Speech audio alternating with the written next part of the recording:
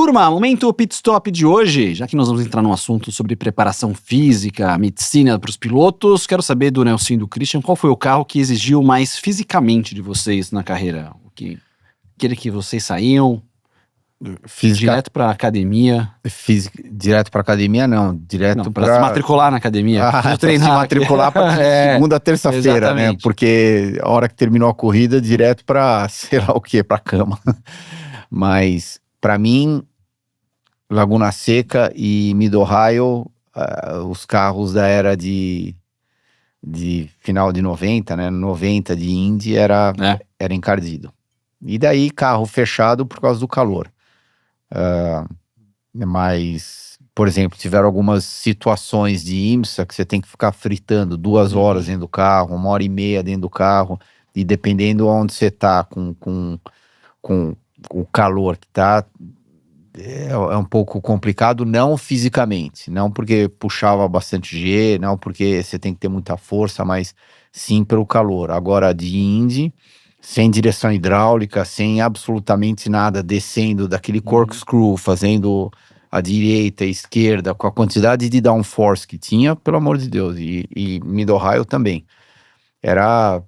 Quando você põe o último jogo de pneu para classificar lá em Mid-Ohio com isso daqui de borracha na pista, você não tem ideia o grip que tinha naquilo lá, você virava, se o carro desse uma escapada de traseira, você estava tão empenhado em fazer o carro virar que você não tinha tempo suficiente para conseguir corrigir, porque tudo acontecia muito rápido. Mas para mim foram essas duas.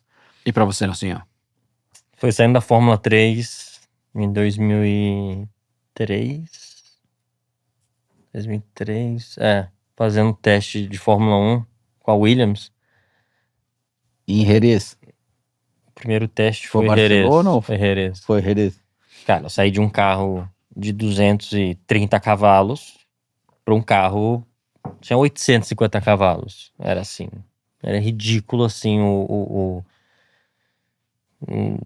não conseguia, eu tava assim, no modo não, nas primeiras voltas não era nem cansado, porque no começo você tá bem pra fazer as primeiras voltas, mas assim, era tão rápido que meu reflexo não tava acostumado com aquilo, tipo assim, era um negócio surreal, assim, eu não conseguia concentrar de tão rápido tava acontecendo as coisas, tipo, é a mesma coisa pegar, pra quem joga às vezes Call of Duty, sei lá o que, vai jogar um jogo de Counter-Strike com os melhores do mundo, tipo assim, chegou, levou um tiro, tipo assim, não dava, tipo assim, e aí lógico, depois, no decorrer do dia, assim, as freadas, acelerações até que não, que você fica com a cabeça encostada atrás, então você não sentia também, aquelas freadas todas, no dia seguinte isso aqui, parecia que tinha passado um caminhão por cima do seu pescoço atrás.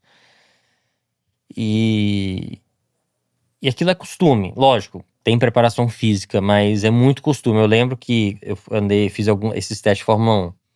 Aí, logo depois, a gente começou a treinar, fiz alguns treinos de World Series, na época, aquele carro tipo Fórmula Renault bombadão, né, que tinha essa categoria.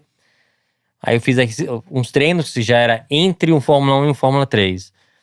Já consegui bem melhor, nesse carro já tava, eu tinha feito, o limite era esse.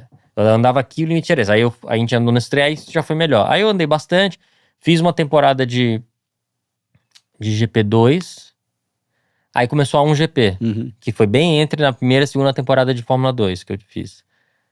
Quando eu sentei no carro do 1GP, que era basicamente, era um motor de GP2 um pouco mais forte, só com um carro com menos downforce.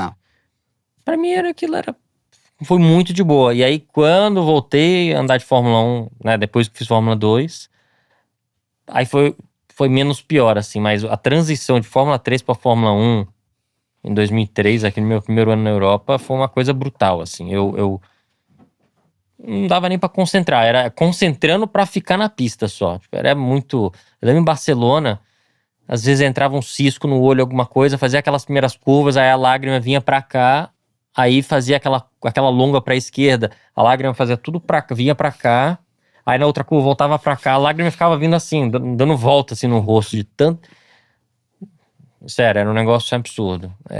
E era toda a volta classificando, né? Não era igual hoje, que um tanque de combustível grande, que enche o tanque, nas primeiras voltas vira 6, 7 segundos. Não, toda volta era volta de classificação. Na corrida, em treino, obviamente classificação também, né? Mas, então, naquela época era encardido. Ele comentou essa história da lágrima, né? Daí eu lembrei da gente nos ovais pequenos, com aquela montoeira de downforce, uma asa traseira que parecia uma parede. A hora que você entrava na curva, você tá tudo preso dentro do carro, você nem mexe a cabeça, nada. A bochecha mexia para a esquerda, daí a hora que terminava a curva, entrava na reta, a bochecha voltava pro normal de novo. Daí entrava na outra curva, que era logo depois, né? O ovalzinho curtinho, bochecha mexia para a esquerda, daí voltava de novo. Tá vendo? Você tem que fazer uma plástica depois que você encerra a carreira de piloto aqui. Só que ele era menino capricho, né? Estragou tanto, né? Estragou tanto. Imagina se fosse mais cansado ali o Christian. Como que seria? Turma, esse foi o nosso momento Pit Stop. Você sabe, tá precisando de peça pro seu carro. Peça é na rede Pit Stop e você tem toda a praticidade de pedir em uma das lojas, por WhatsApp ou pelo site. Então você já sabe, peça é na Pit Stop.